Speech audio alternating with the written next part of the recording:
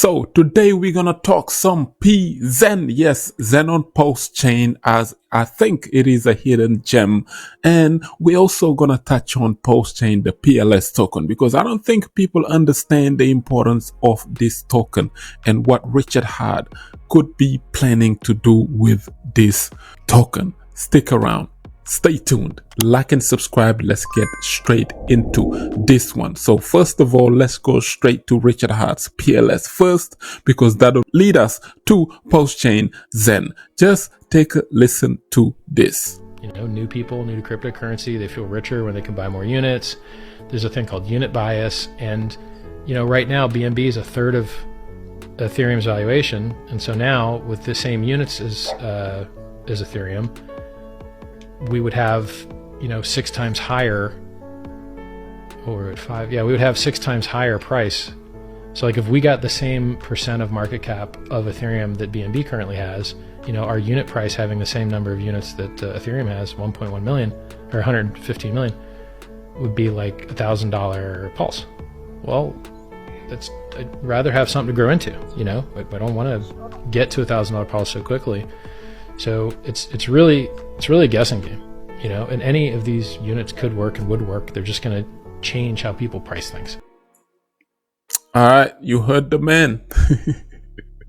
He's thinking $1,000 Pulse. Why? Because Richard Hart plays the guessing game, right?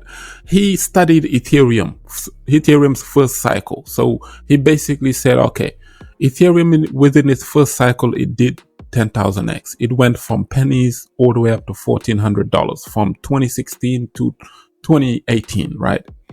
Ethereum went from pennies to like $1,400. That's a 10,000x. So he created Hex. And from 2019 to 2021, Hex did the same thing, 10,000x. It literally went from sub pennies all the way up to 55 cents per Hex token. He's saying that Postchain can do the same thing BNB did in this. This is what I understood, right? He's saying that BNB in its first cycle doing 7,500x, Postchain can do that times 6, so it's 6x the market cap of BNB pretty much, which is amazing. You're gonna he's saying that you could see $1,000 Post. Now based on the Postchain supply, of course this is impossible, but it's Richard Hart that we're talking about. That means if you divided this $1,000 by a unit of 1,000 or something, it'll give you a dollar Pulse. That would be life-changing for many people.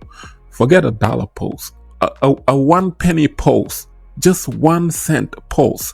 And if you look at Pulse, it got close. I think it went to like 0.0001 or something when it 0.003, something like that when it launched.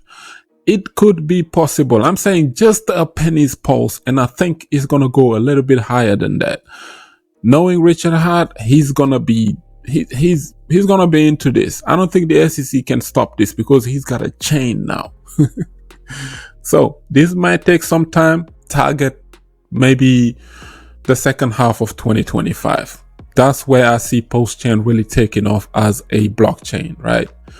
If you look at, you know, the total amount of Postchain staked right now is about 1.2 trillion and 39,000 validators. Shout out to the Postchain validators, man. Right now, I think it's like 31 million or something to that nature. That's how much it takes to become a Postchain validator, and some more maybe. And the current APRs are like 16.6% annual percentage rate. And if you look at the Postchain burn address, in terms of data, you are looking at 133 trillion, not trillion, billion, 133 billion that are currently being burnt. And this is the balance of the Postchain burn address. And the burns are going on live, which is dope. If you look at the total supply of Postchain, the PLS token, this is why it's important. 23 trillion is the total supply, and the maximum supply 137 trillion. I think Richard owns a lot of this supply, but he's kind of playing the Hex game with this as well. But this one is even crazier because this time he's able to burn these tokens.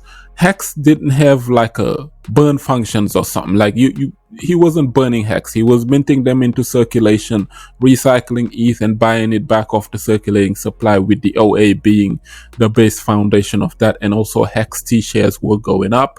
People were incentivized to stake the token. They were locking it in out of circulation, and Richard was buying the tokens and taking them out of circulation at the same time. That's why he was able to do that 10,000x while withholding liquidity for a long time. Richard Hart has the ability to withhold liquidity for a long time before he does his small injections, and using these side addresses, not even touching the OA. So it's really like a chess game that he's playing. You know, you play chess and the king is just sitting there not making any moves, and then your opponent is really thinking, okay, what's your next move? What's your next move? So that's kind of the game that he's playing.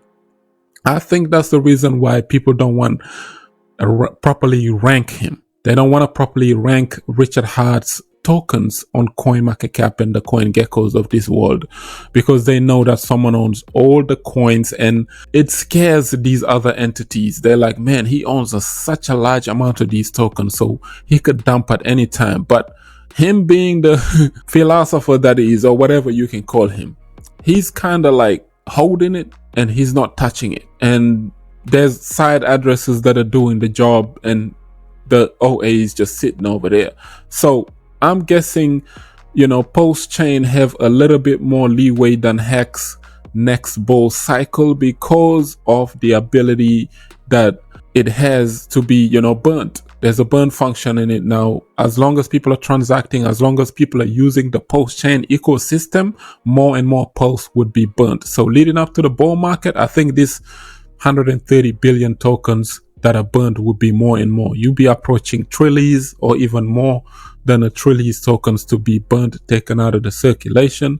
And this 23 trillion would significantly decrease. That's what I'm thinking. Even if you look at DeFi Llama, the total value lock right now into the Postchain ecosystem, the entire ecosystem is like 126 million. At its peak, when PLS launched, when Postchain launched the chain, this was like $500 million. Yes, $500 million at some point was locked into the Postchain ecosystem, and the Postchain chain was actually, I think, the 5th or 6th largest chain in the world under the Binances and the Ethereums and whatnot. So this is impressive. And right now it's down because, you know, SEC's lawsuit and not many people are using it. But I think as we go into the bull market coming up, these incentives would be created, and more and more users will be onboarded by the Postchain ecosystem, simply because, listen, it's cheaper than Ethereum and it is more efficient. Richard Hart, if you know him, you know that he's all about efficiency, something that's cost efficient, cheaper chains, people having a better user experience using his chain, and that's what he wanted, and he succeeded at that. That's why. If you think about the future, I think he's gonna try his best to at least get the PLS token Postchain to a penny, and that would change a lot of people's lives. Now, this is gonna take a very long time. I was here in the bull market of 2021. You've seen how long it took for Hex to do that 10,000x. It took a long time for Hex to hit a penny, and then it just shot up from there between the middle towards the end of that year. Richard Hart likes that kind of time frame. I think he's timing all of this stuff. The fact that there's only $100 million sitting in here, there's a whole lot more money to come into the ecosystem, but I think the majority of that money and them sacrifices or whatever he's holding is gonna slowly be allocated into the Postchain ecosystem after the second half of 2024, which is like after the first half of 2024, which is like around the time of the Bitcoin halving, and then boom, we have a bull market. That is the reason why I'm holding PLS. I'm still DCAing into Postchain. I don't care about no SEC's lawsuit or none of this stuff. SEC cannot stop a blockchain. Okay, this blockchain will still function as long as people like it. People are going to use it, and the more they use it, the more the PLS token are being burnt. And don't forget, with PostHex, the number one DEX on Postchain, 21% of the fees are slashed in, and they're burnt automatically and thrown into the Postchain burn address. So there you have it, which will lead us to Postchain Xen. What have I been doing? As you can see here on this wallet, I got about 400 wallets that are minted, and yeah, that's just what I've been doing, just minting Pxen. You can see here, shortest mints are like 100 days away. Look at these ones are like 7 million, 7 million, 7 million. If you add all of that up, I'm minting about 10 to 20 billion PLS Pxen tokens that will come into existence when I claim it. These mints cost as little as $5. And if they come out in 100 days and each of them is worth like $10, $20, Xen mints are still profitable, especially on Pxen. Look into it. The total supply is 21 trillion right now.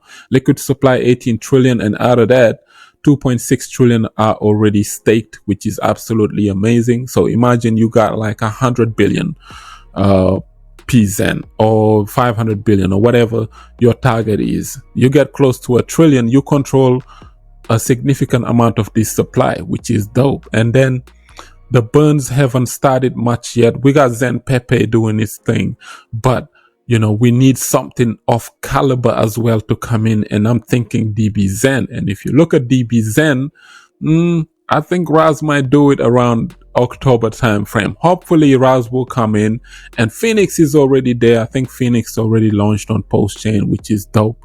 So yeah, there you have it. These contracts that are gonna help burn a significant amount of this supply. Even though it's cheap, not many people are minting Postchain Xen. So it could be a hidden gem where by the time people FOMO into this and start minting, you already way ahead and you could make a ton load of money with Pxen. And that's the significance of Postchain Xen. If you look at it, it's up 2.1% today, you know. I think 8 zeros and a 3 or something to that nature. But yeah, there you have it. This is Postchain Xen. Take a look into it. Ever since Xen's inception, right? You haven't been like that unprofitable. Like your worst mints would come out in 100 days, 200 days, and they would be like 2 or 3x. Besides that, anybody who has been minting Xen long term has been profitable. People just don't understand how to play the game and how to do all of this stuff. If you're in it for profits, you're profitable. If you're in it for the tech, now you're looking at the long-term mission where you're supporting the ecosystem, where you incentivize to burn more and also, you know, wait for the X1 chain to come out. Yes, this was just a short one. Like up the video, share it, subscribe for some crypto content. I have been Mr. Nakamoto Crypto, and I'm out.